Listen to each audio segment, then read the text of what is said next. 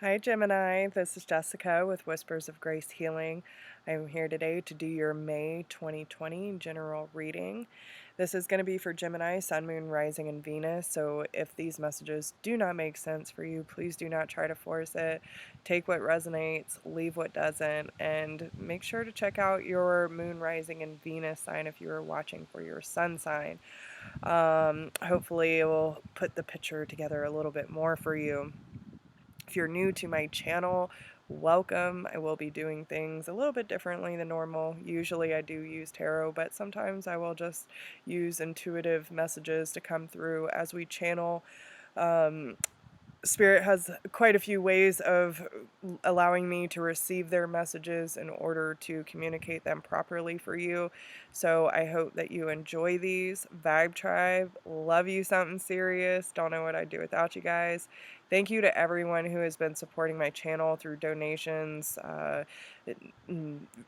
private readings, all the messages that you have been sending me to, like, just share your experiences with me. Thank you. It really means a lot, and I'm really glad to be here with all of you.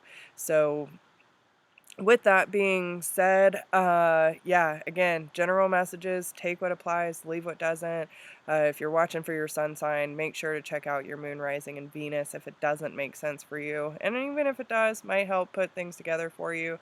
But yeah, so what I've been picking up for you is there's something to do with a soulmate relationship, because I was picking up the Two of Cups for you. Now, with that being said, I feel like there's a lot of confusion wrapped around this relationship as well. And this could be soulmates come in many different forms. It could be a family member, it could be a friend, your sibling, your child, romantic partner. It doesn't really matter. Whatever makes sense for you regarding these messages. But with this soulmate energy, this is someone that you have a really deep tie with, someone you have a really strong connection with. And there seems to be a lot of confusion and a lot of mental activity associated with this relationship. I feel like you are not seeing things clearly, because I was getting the Eight of Swords energy. And she feels like she's bound, or, in the picture, she's bound and loosely bound and blindfolded with all these swords surrounding her. But it's her own thought, and this is not gender specific, so please don't don't allow that to deter you just because I'm saying she. But in the traditional tarot, she is associated with the female energy. But regardless, those swords are her own thoughts, her own perception. She is not stuck. She's not bound in any sort of way. It's her own creation that is keeping her in that position. And I feel like there's just some things that you might be turning a blind eye to, whether that is your own action or someone else's. But I was getting the Seven of Swords energy as well, and this is kind of like a really kind of sneaky behavior, something that might be associated with shame or guilt. And it's like constantly looking over your shoulder. So if that's someone that you're associated with, or this is a behavior that you are carrying, I feel like it's really important for you to just stop, because I was seeing a big red stop sign, and like center yourself, take a deep breath. They want you to become more still. So some of you could be distracting yourself, and that's where the Eight of Swords energy is coming from. It's like trying to distract yourself from what really needs to be addressed. But with that being said, they're telling you to proceed with caution. Work on your breath work this month, work on being more still, and allowing your cup to be filled by yourself, because they were showing me the Eight of Cups energy. So there could be, maybe you're expending too much energy on other people or the distractions, that you're not taking enough time for yourself. And they want you to start tapping into the limitless potential and love from the divine. And I don't feel like a lot of you have been giving enough time to your practice or meditation efforts, and that's probably why you're a lot more in your mental space than in your heart space. And I was feeling a lot going on in the heart space. It almost felt like a sinking feeling, and they brought me straight down to the root system. And our root chakra, actually, this has to do a lot with our safety, our security, our well-being, and how we feel safe in this world. There's a little bird flying around. So you might be getting signs from birds and animals, and being out in nature. You might start seeing your own signs that the universe is providing for you.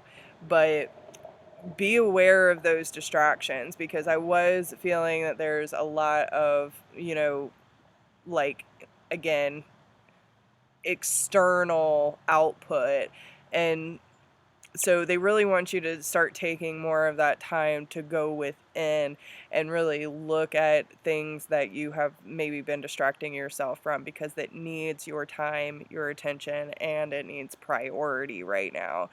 So I feel that if you have been feeling confused, or feeling any sort of like resistance within a relationship, I think it's very important that you take that time for yourself, because it's time to refuel, it's time to reset and clear your energy, so that you can allow your heart to be filled from within.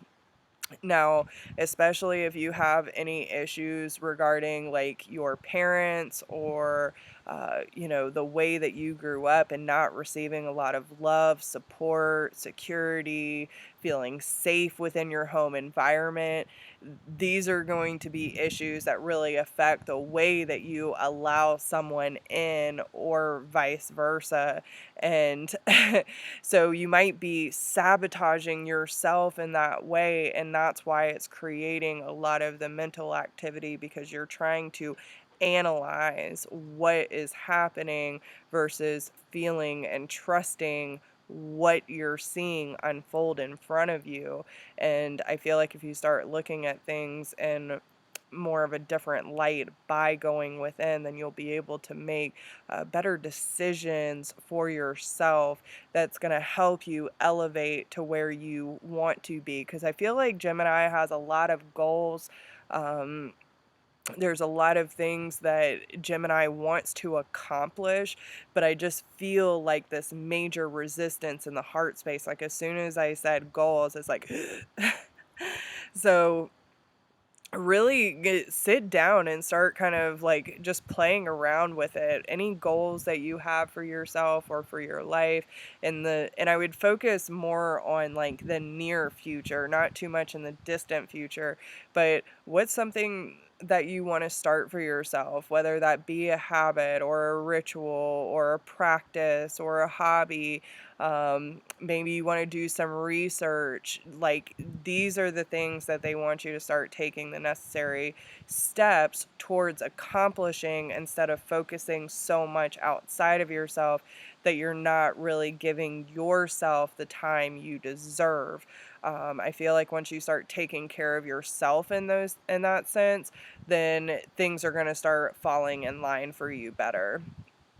But you got to make time for yourself, especially when it comes to the feeling of safety. I feel like a lot of what's kind of blocking Gemini right now is this sense of safety. So whether you have like, your safety blanket, or, whatever, I feel like a lot of those are going to start being challenged, so that you can evolve the way that you were meant to, and not be held back by old belief systems and patterns.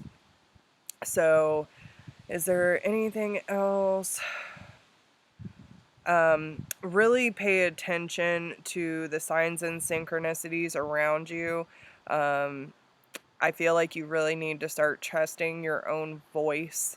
You need to start trusting your own knowingness and quit looking for validation outside of self, because the more that you start to trust yourself, the more you're going to be able to make just decisions and feel confident about making those, because you don't have the influence of others. And that might be a safety blanket as too. If you want to go for a new job and you're calling your friends like, oh, what do you think, what do you feel, or say you have something come up for you and you want someone else to decipher it for you, it's really important that you start trusting what your intuition and what your body is telling you, because not everyone knows what you know, and it's time to start trusting that knowingness. Okay. um I feel like this is really going to help you understand the duality of things too. That not everything that has happened that is considered bad is actually bad, because it's teaching you a lot, you're learning a lot, and you're growing a lot. So give it the credit where credit is due, and start building yourself up more than berating yourself for past events or decisions where you were functioning off of the old belief system that now you're trying to recreate. So, again, give yourself a pat on the back, really look at things for what they are, and make some more time for yourself, because I feel like this is affecting the relationships in your life. And if you want to have more of that balance, like I'm getting the yin and the yang, and that's part of the duality, there has to be a balance there in order for things to work more smoothly. But first, you got to get out of your own head. Okay, get out of your own way. So, all right. I hope these messages resonate with you. I would definitely suggest, really working on your heart and your root, and making sure those connections are cleared. Maybe you need to get some energy work done, to get some Reiki, or, just have someone to talk to and process everything without them processing it for you. Okay. But yeah, so with that, I love you guys. I hope you have a wonderful day. And again, take the messages how they resonate. I wish you the best of luck. If you would like to see more videos, make sure you hit that subscribe button and the notification bell. And if you would like to help support the channel, there is a donation link down below with all of my services and how to get in touch with me. So, yeah, guys, take care of yourselves, and I'll see you soon. Bye.